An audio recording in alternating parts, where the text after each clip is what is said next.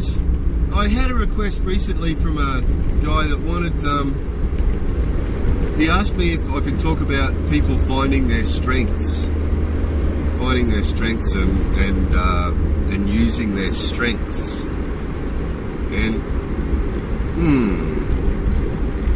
it's a tricky one. I think these sort of things, different people have different ways of discovering things about themselves, and finding our strengths. I mean, that's a good point. Different people have different strengths and different weaknesses. That's true, and I think recognising them is probably a good thing. Yeah, I think probably the best way to find our strengths is to try stuff.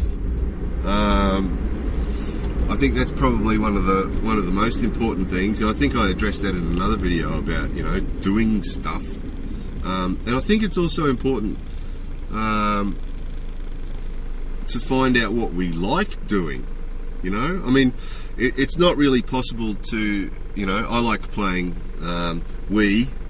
Not really possible to get a job playing Wii. I mean, I know there's some testers that get that job, but within what's realistic, finding jobs that or finding jobs to do that we like doing, as much as you can like doing a job, I think is important.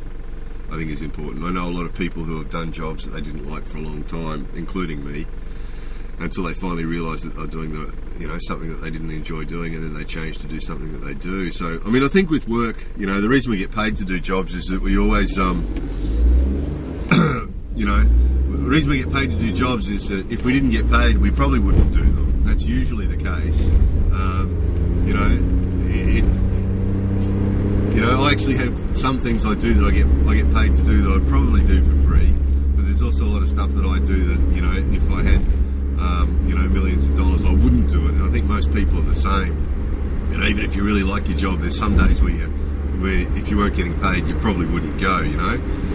So that's probably the case. But sort of narrowing it down to things that that we're more likely to do. So to address the actual question, which was, how can we find things that our strengths? How can we find our strengths and to take advantage of them? I think find things we want to do or we're interested in doing and do them, and then find out. I think it's the only way. I think the only way we can find out these things is by doing. So, try things, take things on, do things.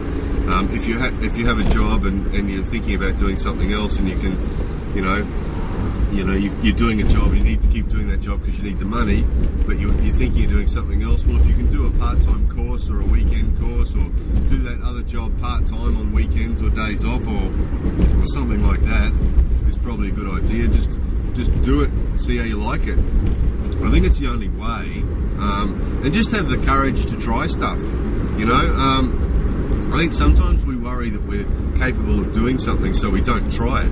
Oh, I'm not sure I could do that. That seems pretty difficult, so we don't even take it on. I think, if you're interested in it, give it a shot. Don't be scared of failure. I think being scared to fail stops people trying stuff. And I think that you find that people that are successful or people that are doing cool things are usually people that aren't scared to fail. And I think that's really important. I think that's really important. I think taking on things that are difficult, it's the fear of failure that stops people doing really cool things, I think.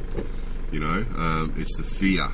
It's the fear of not being able to do it that stops us, And you'll find that anybody that's done cool things or has done really good things has failed at some stage, I've got a commercial aeroplane license, commercial pilot's license, but the first time I went for the test, I failed. I made a mistake and failed. And it happens, most people you talk to that have done cool things or have achieved, good things have failed the first time they tried. It's pretty normal. Here in Japan with martial arts, there's actually a number of martial arts where you can't move to the next level unless you've tried and failed a few times. And it's sort of their policy. It's to test out your willingness to keep trying. So, for example, Kudo is one example. Kudo is the martial art with the bow and the arrow. And in Japan, until you get to first dan, it's fairly straightforward. You can pass the first time, but from second dan, including second second done on, nobody passes the first time. And I've seen guys that are really, really good, girls and guys, that are really, really good, go for a grading, and you know that they're good enough, you know that they're well at that level, and they fail because they've only tried twice, you know, and the teachers look at the piece of paper and go, oh, he's only tried twice, fail.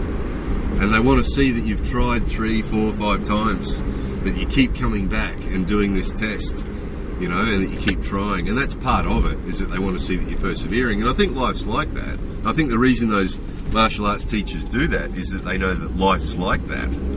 You know, it's that when you fail at something and you keep trying is when you'll succeed. When you fail at something and give up, you'll never succeed, style of thing. So I think, you know, to go back to the question again, how we find our strengths and take advantage of them, I think that's the way, you know, attempt things, try things that we're interested in, and try hard, and, you know, don't be scared of failure. It's possible too that, you know, sometimes we try things that, you know, different people have different capabilities. There has been people, I know one of my friends is a flying instructor, and he has had students that he's refused to give flying pilot's licenses to, because some people just don't have that thing that you need to be a pilot, you know, and even though they'd want to be a pilot, they just didn't have that thing. That happens, you know, that does happen, that sometimes people attempt things that they really can't do. Well, that's okay. That's okay. You know, if you try to do something really, really difficult and you fail at it, and you try again, you fail at it, and it looks like it's going to be impossible, that's okay. You tried it. You can move on to the next excellent thing. You know, we don't always achieve every goal that we've got in our lives, but that doesn't mean that we shouldn't keep setting high ones. I think the only people who achieve every goal that they aim for are the people that don't aim high enough. I mean, if we really want to reach our full potential, we should be trying to do things that are really difficult, and that'll help us reach our full potential. Do you know what I mean? If for example, if you're a runner and you only ever run in the local competition in your small town, then maybe you can always win. You know, and you can say, oh, that guy's, you know, achiever, he always wins his races. Yeah, but he only ever competes in the small town. If he then goes and competes on a state level, maybe he can win every time. If he then competes on a national level, maybe he'll start losing, and he's failed. But he's gone to national level. Or he's won there and then he's gone to the Olympics, and then he loses in the Olympics. You know, so I mean, the guy that comes third in the Olympics or fourth in the Olympics, you know, he's a high achiever. He's pushed himself or herself, they've pushed themselves to the limit of their ability. And I think, you know, there's people who don't want to fail, but they're not afraid to fail, and that's why they keep trying. And I think that's the key. I think you'll find with any high achiever, they're not afraid to fail, and that they do fail sometimes, you know, it's just the way it is. So, how to find our strengths and take advantage of them. You know, find the things we want to do and try our best to do them, and don't be afraid to fail, would be it in a nutshell, I think. Anyway, more videos coming soon.